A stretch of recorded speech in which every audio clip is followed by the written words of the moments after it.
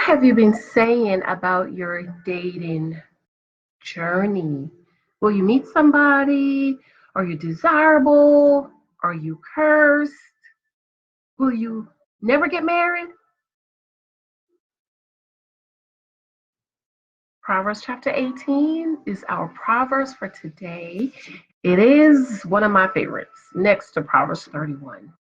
So, if you have your Bibles, turn to Proverbs chapter 18 and we will learn about our tongue.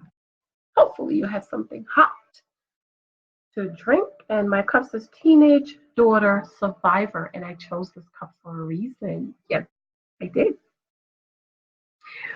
Welcome back to Church Girls Want to Get Married Too. My name is Janice Hilton Thompson, and I hope you have subscribed to Church Girls Want to Get Married Too. Hope that you will share as you read this devotional. Just press share. It's easy. Press share.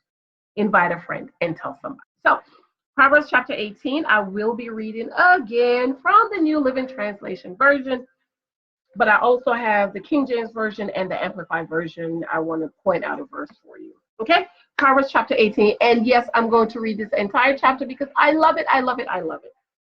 Or at least most of it. Okay. Proverbs 18. Unfriendly people care only about themselves. They lash out at common sense. Fools have no interest in understanding. They only want to air their own opinion. Doing wrong leads to disgrace, and scandalous behavior brings contempt. Wise words are like deep waters. Wisdom flows from the wise like a bubbling brook. Beautiful, I love that. It is not right to acquit the guilty or deny justice to the innocent. Fools' words get them into constant quarrels. They're asking for a beating. The mouths of fools are their ruin. They trap themselves with their lips. Rumors are dainty morsels that sinks deep in one's heart. A lazy person is as bad as someone who destroys things. Don't marry no lazy man, ladies. Don't marry no lazy man. You know he was lazy before you marry him. Don't marry no lazy man. Verse 10. The name of the Lord is a strong fortress. The godly run to him and are safe. The name of the Lord is a strong tower. The righteous runs in and they are safe. Love that, love that, love that. The rich think of their wealth as a strong defense. They imagine it to be a high wall of safety. I'm going to read that again. The rich think of their wealth as a strong defense. They imagine it to be a high wall of safety. Verse 12. Haughtiness goes before destruction. Humility precedes honor. I'm going to read that from the King James Version also. Verse 12.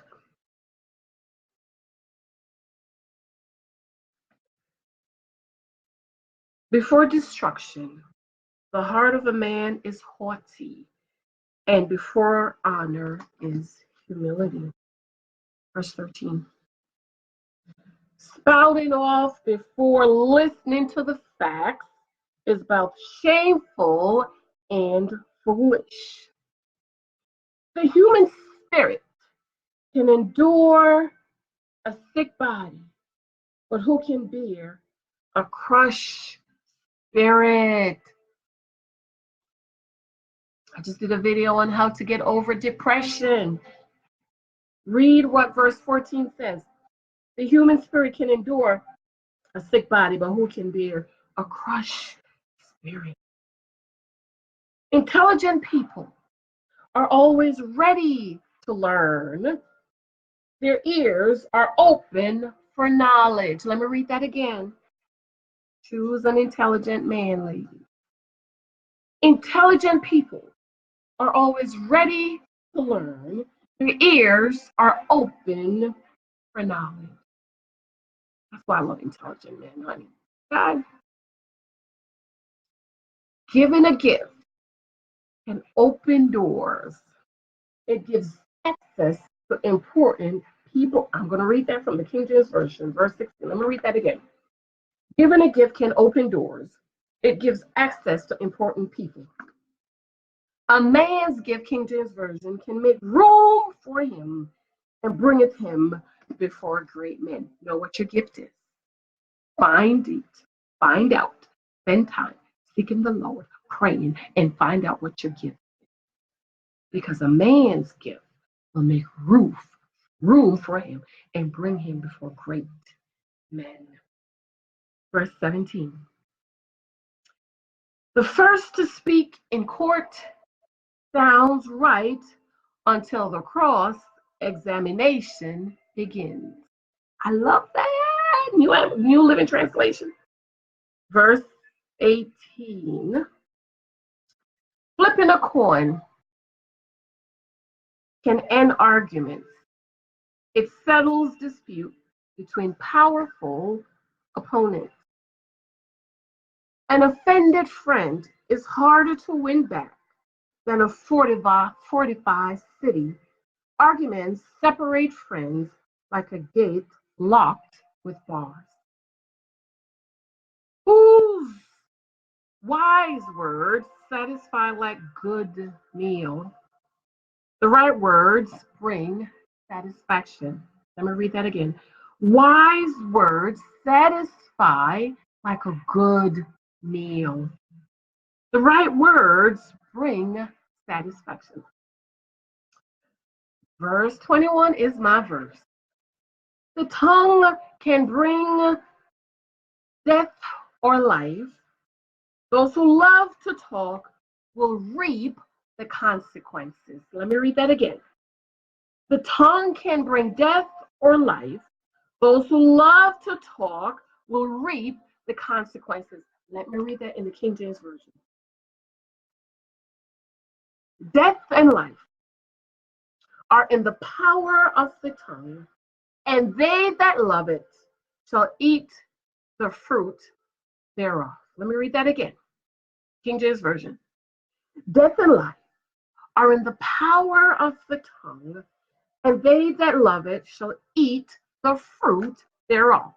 Let me read that in the Amplified Version. Death and life are in the power of the tongue, and they who indulge in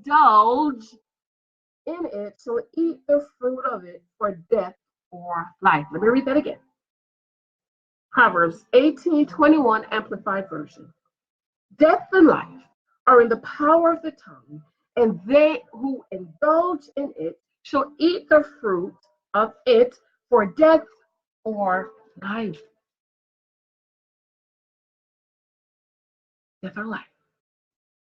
Death or life is in the power of the tongue. Be mindful what you say. Verse 19. Verse 22.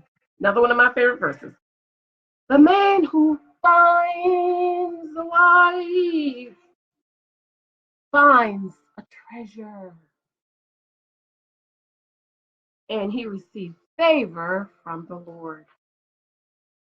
Let me read that again, girl. The man who finds a wife finds a treasure, and he receives favor from the Lord. Let me read it. King James Version, 18:22. He who finds a wife, he though whoso findeth a wife findeth a good thing and obtain favor from the Lord. Amplified version. He who finds a true wife finds a good thing and obtains favor from the Lord. Finds a good thing. So a wife is a good thing. Amen. The poor plead for mercy, verse 23. The poor plead for mercy, the rich answereth with insults.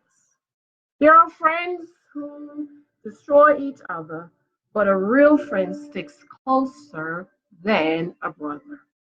I'm going to talk about verse 21 today, and I guess I'll just talk about 22. The tongue can bring life or death, and those who love it will reap the consequence. Death and life is in the power of the tongue. You will have what you say. What are you saying? If you're saying you're not meeting nobody, guess what's going to happen? You're not going to meet nobody. If you're saying don't nobody want to talk to me, guess what? Nobody's going to talk to you. If you're saying you're not going to meet nobody today, guess what? You're not going to meet nobody today.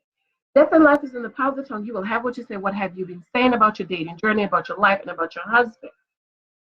Verse 22, the man who finds a wife finds a good thing and obtains favors from the Lord. Are you a good thing? You have to be a good thing.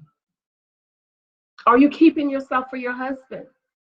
Are you laying down with Tom, Dick, Harry, Larry, Moses, Joshua, Jacob, Reuben, Esau, Isaac, and every one of them you lay with, you pop a baby out? Now, that does not mean you are not a good thing. That is not what I am saying. What I am saying, ladies, is we need to be mindful of ourselves and how we carry ourselves and how we will present ourselves to our husband. We need to show him that we've been faithful. Remember the story of the man that gave the talent, gave 1 5, gave 1 2, gave 1 1. What did the one with the one do? He buried it. He didn't do anything with it. So what are you doing in the meantime? You're waiting for your husband to find you, reminding that you will make yourselves available to be found by him. You're not just sitting in the house in the church praying for him to come find you, especially if nobody at the church and everybody can't marry the mailman when he come ring your doorbell. So are you a good thing? What is so good about you? Tell me in the comment section below. What is so good about you? You're a good thing. The Bible says that now. He who finds a wife finds a good thing and obtains favor from the Lord. All right, leave it in the comments for me. Hopefully you have watched all the other Proverbs. Please remember to share, invite a friend, and please remember to give me a thumbs up, guys. I need thumbs up. Thank you. Love you. Gotta go. See you tomorrow for Proverbs chapter 19. Love you.